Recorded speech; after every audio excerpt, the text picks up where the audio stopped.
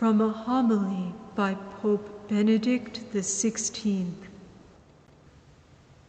In his great work, De Civitate Dei, St. Augustine says once that the whole of human history, the history of the world, is a struggle between two loves: love of God to the point of losing oneself, of total self-giving, and love of oneself to the point of despising God, of hating others.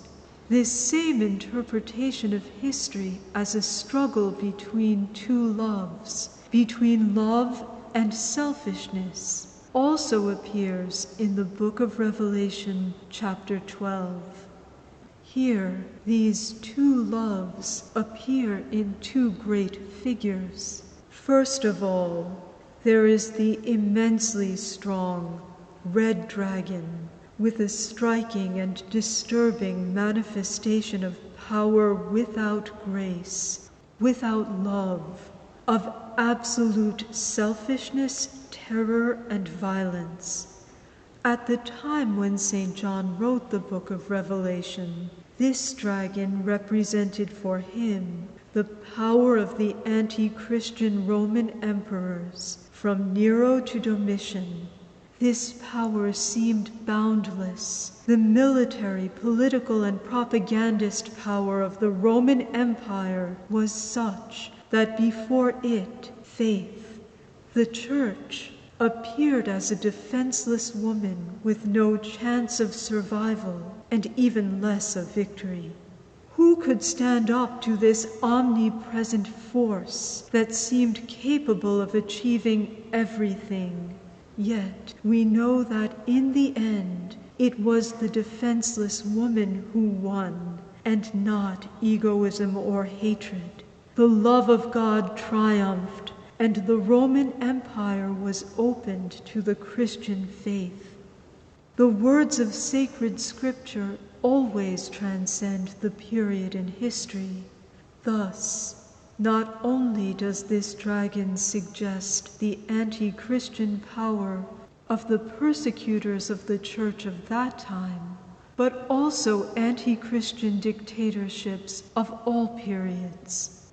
We see this power, the force of the red dragon, brought into existence once again in the great dictatorships of the last century. The Nazi dictatorship and the dictatorship of Stalin monopolized all the power, penetrated every corner, the very last corner. It seemed impossible in the long term that faith could survive in the face of this dragon that was so powerful, that could not wait to devour God become a child, as well as the woman, the Church. But also in this case, in the end, love was stronger than hate. Today, too, the dragon exists in new and different ways. It exists in the form of materialistic ideologies that tell us it is absurd to think of God. It is absurd to observe God's commandments. They are a leftover from a time past. Life is only worth living for its own sake. Take everything we can get in this brief moment of life. Consumerism, selfishness, and entertainment alone are worthwhile. This is life. This is how we must live. And once again, it seems absurd, impossible to oppose this dominant mindset with all its media and propagandist power. Today, too, it seems impossible to imagine a God who created man and made himself a child, and who was to be the true ruler of the world. Even now, this dragon appears invincible, but it is still true today that God is stronger than the dragon, that it is love which conquers rather than selfishness. Having thus considered the various historical forms of the dragon, Let us now look at the other image, the woman clothed with the sun, with the moon under her feet, surrounded by 12 stars. This is also a multidimensional image. Without any doubt, a first meaning is that it is Our Lady, Mary, clothed with the sun, that is, with God, totally.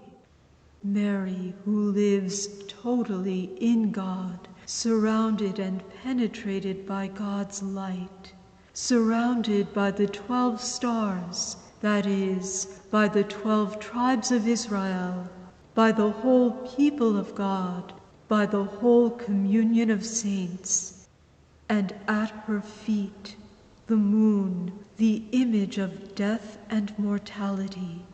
Mary has left death behind her. She is totally clothed in life. She is taken up, body and soul, into God's glory, and thus, placed in glory after overcoming death, she says to us, "Take heart, it is love that wins in the end." The message of my life was, I am the handmaid of God. My life has been a gift of myself to God and my neighbor, and this life of service now arrives in real life. May you too have trust and have the courage to live like this, countering all the threats of the dragon. This is the first meaning of the woman whom Mary succeeded in being. The woman clothed with the sun is the great sign of the victory of love, of the victory of goodness, of the victory of God, a great sign of consolation. Yet this woman who suffered, who had to flee, who gave birth with cries of anguish, is also the church, the pilgrim church of all times. In all generations, she has to give birth to Christ anew, to bring him very painfully into the world with great suffering. Persecuted in all ages, it is almost as if, pursued by the dragon, she had gone to live in the wilderness. However, in all ages, the church, the people of God, also lives by the light of God, and as the gospel says, is nourished by God, nourishing herself with the bread of the Holy Eucharist. Thus, in all the trials and the various situations of the Church through the ages, in different parts of the world, she wins through suffering. And she is the presence, the guarantee of God's love against all the ideologies of hatred and selfishness. We see, of course, that today too, the dragon wants to devour God who made himself a child. Do not fear for this seemingly frail God. The fight has already been won. Today too, this weak God is strong. He is true strength.